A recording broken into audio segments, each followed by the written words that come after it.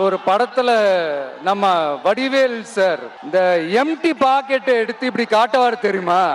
அந்த மாதிரிதான் ஒவ்வொரு வாக்குறுதியும் படிச்சுட்டு அந்த எம்டி பாக்கெட்டை இப்படி நம்ம காட்ட வேண்டியதுதான். இப்ப நம்ம அந்த நாமக்கல் மாவட்டத்துல வாக்குறுதிகளா அது செய்வோம் இது செய்வோம்னு நிறைய சொன்னாங்களே, அதுல ஒரு சின்ன லிஸ்ட் மட்டும் இப்ப நம்ம பார்ப்போம். ஒவ்வொரு ஒன்றியத்திலும் தானிய சேமிப்பு கிடங்குகள் அமைக்கப்படும். இவை உலர் களங்களுடன் கூடிய கொள்முதல் நிலையங்களுடன் இணைக்கப்படும்னு வாக்குறுதி நம்பர் 50. கொப்பரை தேங்காயை தமிழக அரசே கொள்முதல் செய்யும். அதிலிருந்து தேங்காய் எண்ணெயை உற்பத்தி செய்து நியாய விலை கடைகள் மூலம் விற்பனை செய்ய நடவடிக்கை எடுக்கப்படும்னு வாக்குறுதி நம்பர் 66.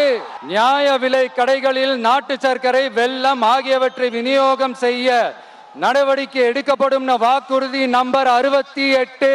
அரசு ஊழியர்கள் மற்றும் ஆசிரியர்களுக்கு மட்டும் இல்ல, போக்குவரத்து ஊழியர்களுக்கும் பழைய ஓய்வூதிய திட்டம் செயல்படுத்தப்படும் வாக்குறுதி நம்பர் 152. இதெல்லாம் சொன்னாங்களே, செஞ்சாங்களா?